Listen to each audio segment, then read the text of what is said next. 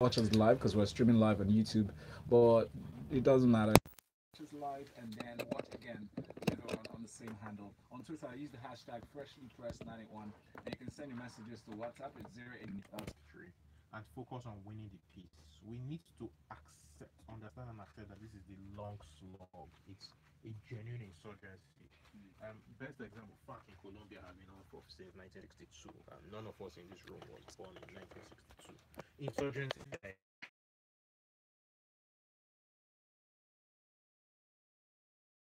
by the might of the Israeli military, operating almost at will in South Lebanon. So would focus on. It's about creating economic opportunities so that we can starve Boko Haram of their.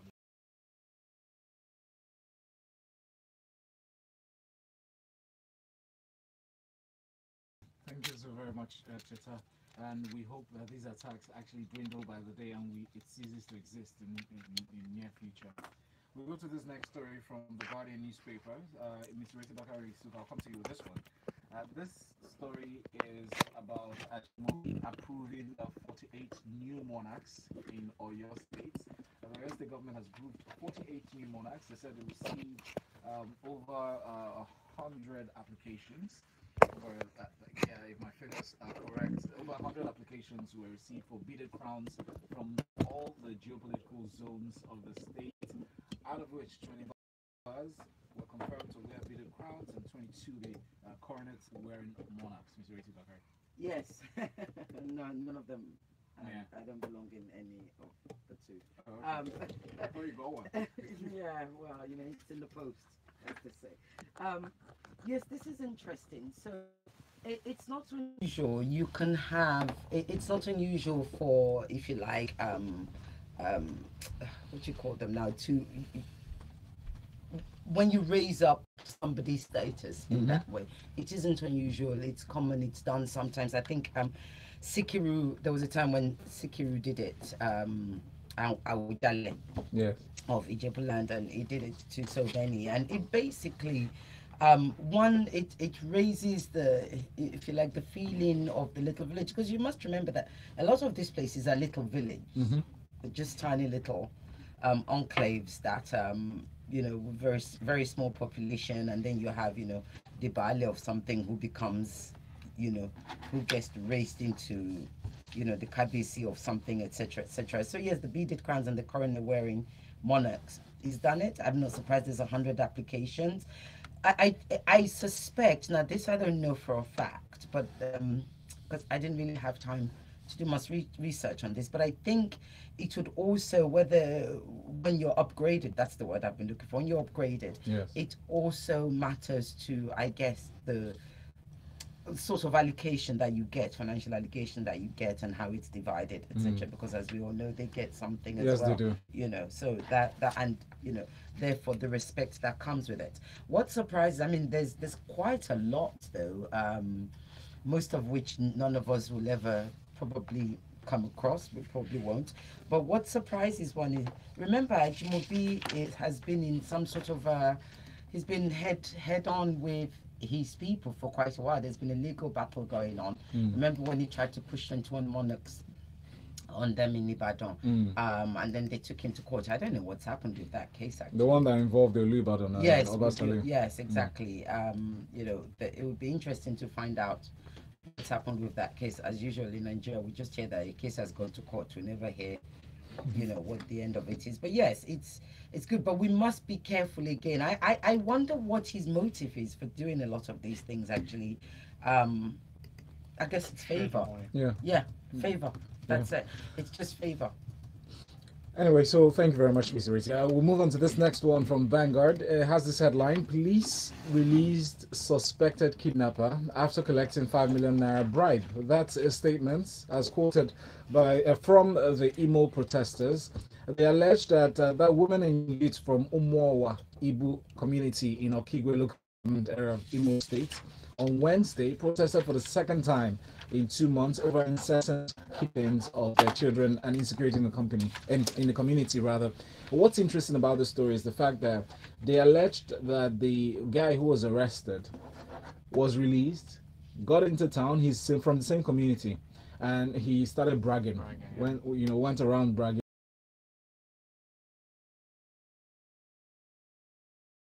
Do Well, Ayo.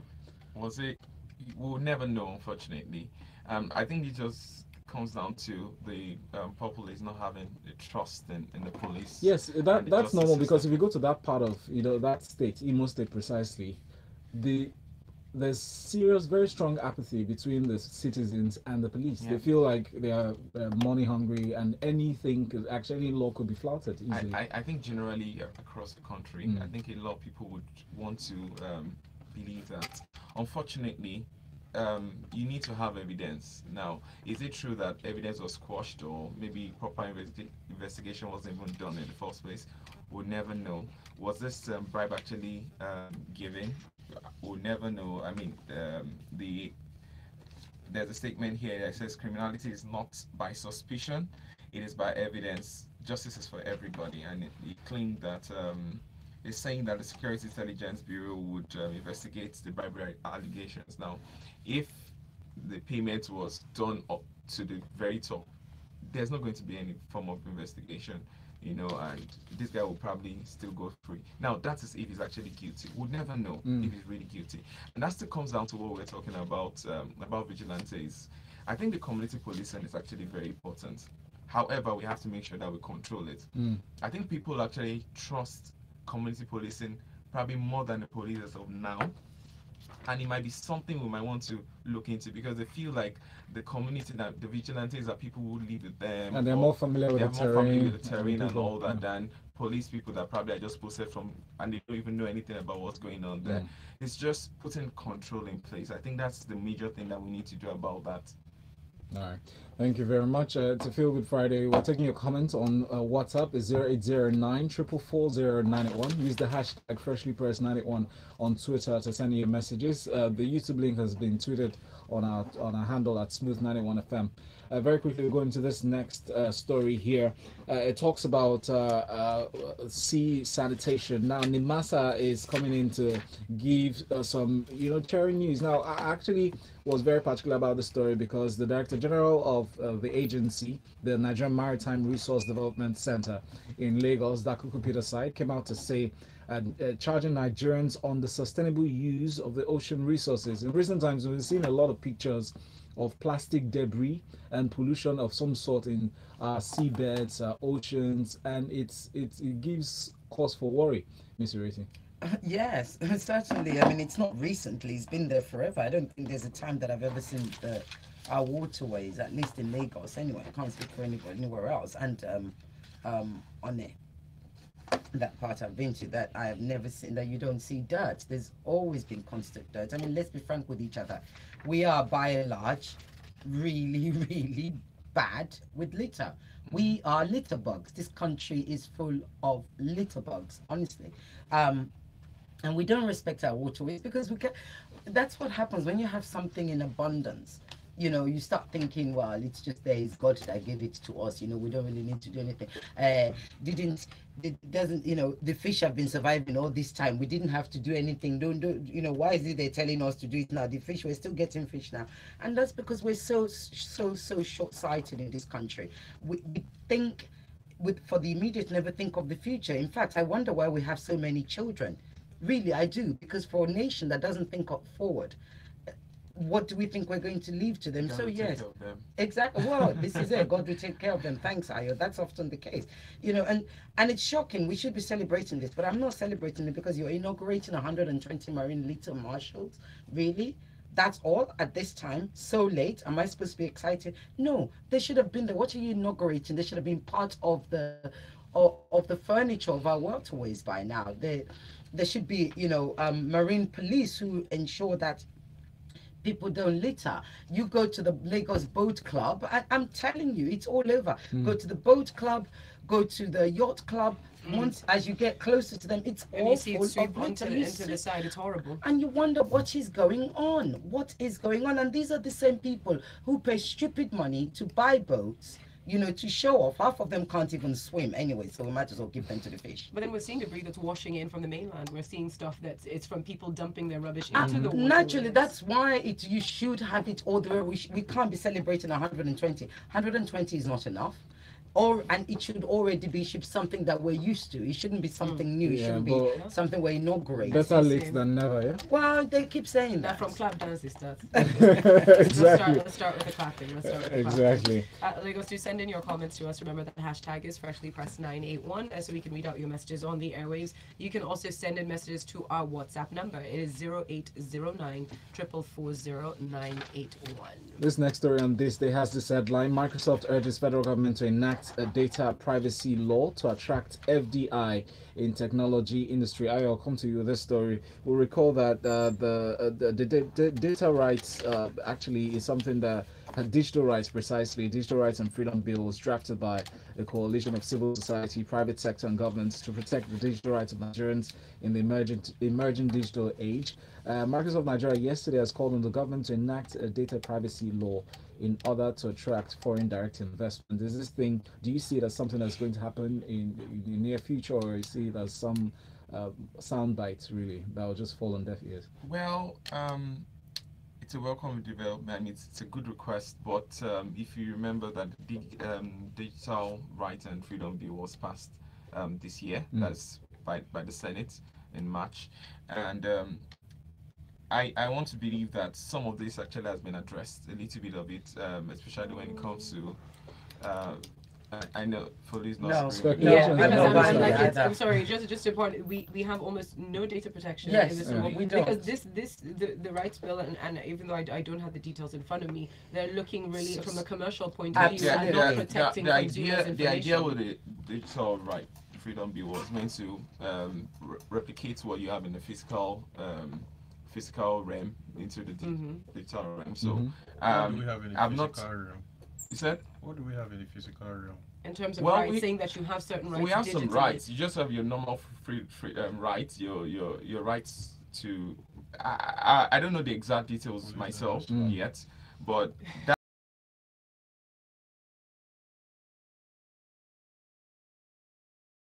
Champion this too. I like the idea. I feel it. I think it's premature. I think, as usual, we're jumping ahead. We don't start from the basics.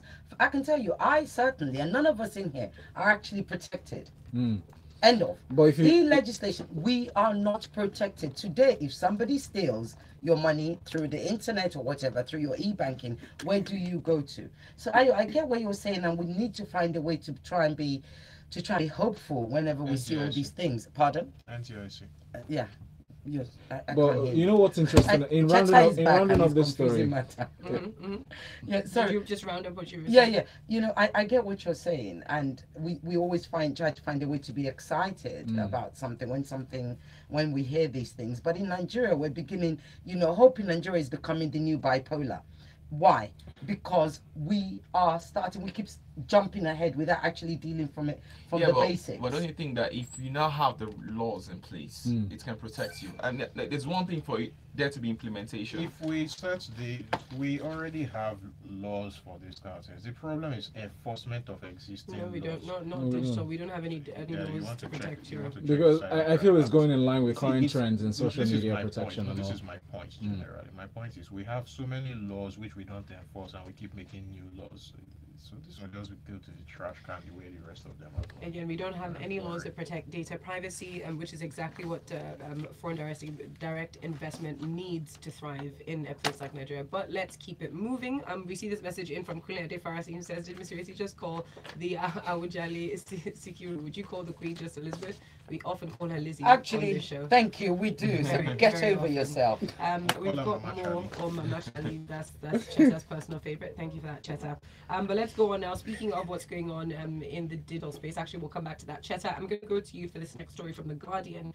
Labour is insisting on 66,500 naira minimum wage. Pensioners are asking for a minimum of 40,000 naira to be paid. Now, when we look at the details of the story, the Labour are calling the current 18,000 naira minimum wage a death wage, which we do know they've been very adverse to. But do you think that there's any hope in the short term of the 66,000 naira a month being passed? And even though they say that it's not about equal wage across the states, it is about not paying lower than that. Can the states afford it? Let me quote William Shakespeare. Wow.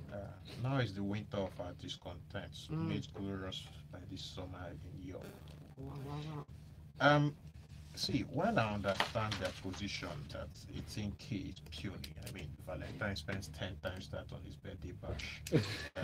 The hard facts is that we are no longer in the days of unlimited oil money. Revenues from oil are getting smaller in real terms while our population is growing. I mean, so these demands of just give us money, they're not going to fly. Let's be honest about it. So the question like to ask the labor leaders if they lock me in a room with them is this: will you people accept the hard streamlining of the civil service so that we can improve wages and efficiency? That's the only way out of this quagmire that we are in. If the government shows the will and the honesty to sack at least half of the civil servants, will Labour be willing to meet them halfway? If they're not willing, then all this is a waste of time and they should just continue to enjoy their eating. And when we talk about pensioners, however, any comments on the pensioners and where they stand? The pensioners, that's why it's a very sentimental and emotional issue. So I'm in support of the pensioners. That one is a different matter. but Cheta, you know this minimum wage issue is actually going to happen.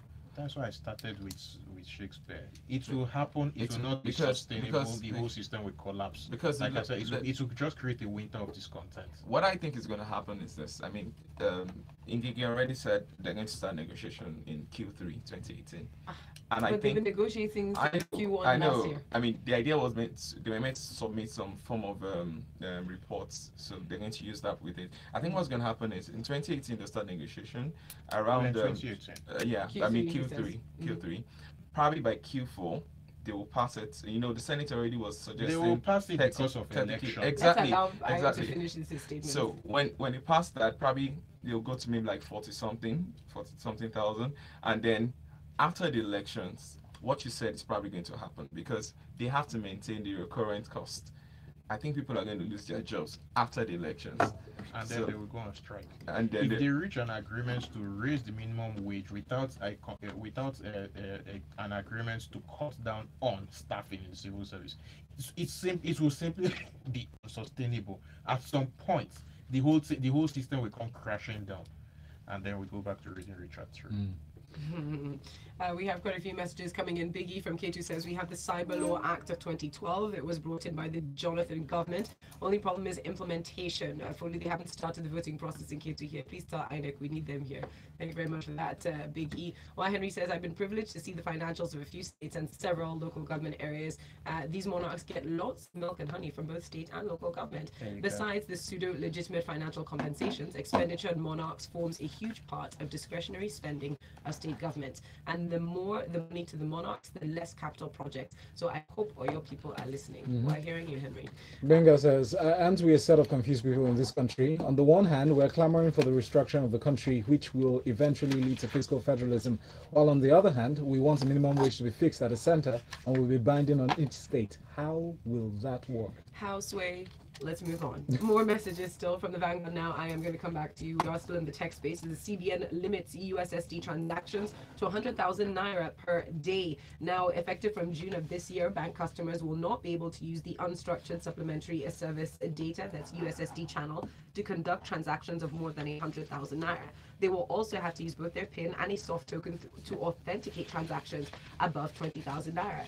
This again comes down to issues of inherent risks in the system. They say since so many of these USSD options have been allowed by the financial services, they're beginning to see the problems inherent in that. I've always been wary of this USSD. I've never used it before, but I know a whole lot of people actually enjoy it. And something else,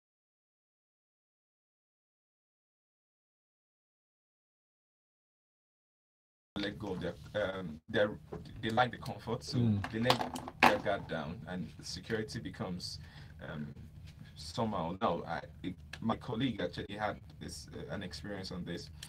He noticed that the network on his phone was just not just there, and after a while, he thought it was just normal, probably network issues, and the whole day nothing. So he decided to go forward, called the network provider, what, and he realized that money was leaving his account.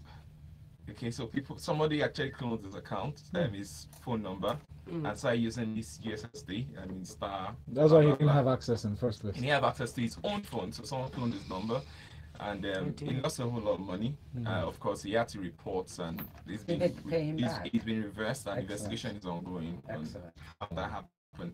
But what I'm saying is, what happens generally when it comes to data security, especially online security, is we let our guard down when it comes to because we want comfort. When we have to be very careful about that, because the more comfortable you are, inconvenience, the more protected you are.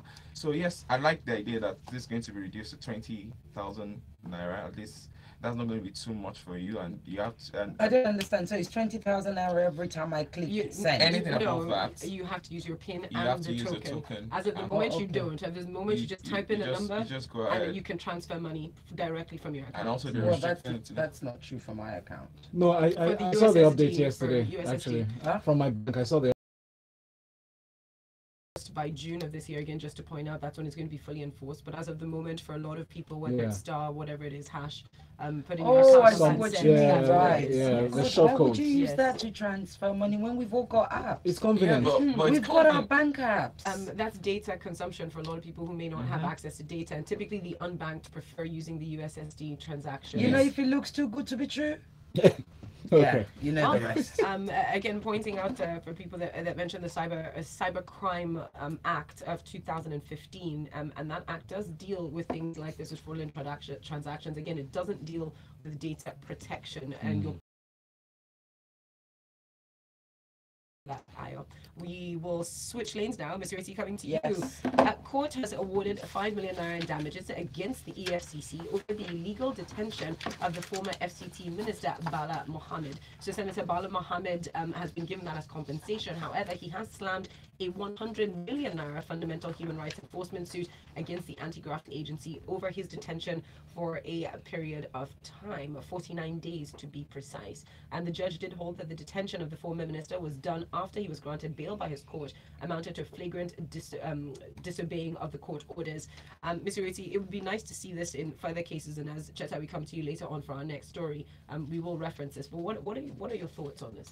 Well, first and foremost, I think cases do get won when you sue, but they don't often get paid. Ask Baba Sue. Right? Well, I don't. Pardon? You don't get levels. Yeah, I think he Yeah, also well, lost the appeal. So. Yes, but that's the point. It's not. It shouldn't be about levels, though, should it? It should be about justice. It should be about justice for all, and In Nigeria. they're in. Cheta Manuel. Continue, Mr. Ireti. We're back. Therein lies the issue, because I'm pleased to see the fact that Bala Mohammed has won, and he's been compensated. Of course, they always ask, when one sues, you always ask for a ridiculous amount. He put 100 million, they gave him 5 million. It was never about the money. It's always about, when you sue, it's about making a point. It's never about the money. EFCC, on the other hand, though, they've been quite contrite, aren't they? They're like, oh, we're going to I just wonder. We've got this war going on. I don't know. I think it's even a war against ourselves. What did I call it the other day? The popcorn war on corruption. Because we have to depend on EFCC. And they seem to have, we have a bad enough legal system, but they seem to have the weakest of all lawyers. It's like all the ones that got F, go to work for EFCC. Because, so you've detained this guy. The court said to set him free. You detain him. So you claim that you've detained him for fraudulent activities, etc., etc. The court is asking, well, have you got proof? And apparently there's something here that it says the applicant dutifully fulfilled all the conditions of his administrative bail as required by the commission, although the respondent claimed, that's the FCC, claimed that the applicant refused to provide sureties for his bail. It surprisingly did not specifically or categorically deny that in the affidavit. It is trite in law that it must be specific. I mean, come This on. also sounds familiar. Did they get fail? Thank you very much for that, Miss Ireti. Speaking of governments overstepping and government agencies overstepping their bounds and holding people for longer than they really should, from the Punch newspaper, we've now been told that El-Zakzaky, his wife, and 2 others have been charged with murder. Please bear in mind that this is after the Federal High Court in Abuja in December of 2016 had ordered for the release of the couple from custody. Until that time, they've been held for over 2 years against them, and now the Kaduna state government has charged the leader of the Islamic movement of Nigeria, known as the Shiites, that Sheikh Ibrahim El-Zakzaky, and his wife Azina and 2 others with various offenses, including the murder of a soldier. Cheta, what do you think the reaction is going to be to this, especially bearing in mind we've seen uprisings already in Abuja as a result of this? Well, there are two ramifications to this. There's a political angle and there's a legal angle. Politically, this is a knee-jerk response to the U.S. reports, U.S. State Department reports that was published on Tuesday. Sorry, on Monday. It's a very interesting storybook, that report, 48 pages. You should download it. It's an attempt to make justifications for his detention. For bad behavior of the government. Bad behavior, giving the rising wave of protests. Personally, I think it's foolish because it doesn't prove anything. It only shows the government as not too smart. Remember, they said that one of the things that they said earlier was that they were holding him protective custody. Now they realize that they can't contain the protest, and they are listen. It's also politically naive because the panel of inquiry which the Kaduna state government set up, which submitted its report in July 2016, tried to achieve a premeditated murder accusation, and that same panel agreed that the army killed at least 347 members of Zakzaky's movement, and was unable to prove that the altercation with the chief of army staff was premeditated. So there's the legal thing of you have held this man against his will for so long in contravention of so many court orders, and you have infringed on his constitutional rights. Then there's that little thing of the claim that IMN was an illegal organization, but constitutionally everybody has a right to free assembly. Thank you. So there are so many things that have gone wrong, and both Valentine and Folu are telling me to. And this is very interesting. Unfortunately, we are over time, but thank you very much. Please continue the conversation online. Cheta Nwaeze is at Chickster, and Miss Ireti, you can find her at Sisioge Lagos, and you can find Ayo Esho as eShow1 on Twitter. Coming up next, at 8:15, we talk sports inside the locker room. The headlines. The stories. Solid 5. Can I just say something? I want to report them. I will still be doing.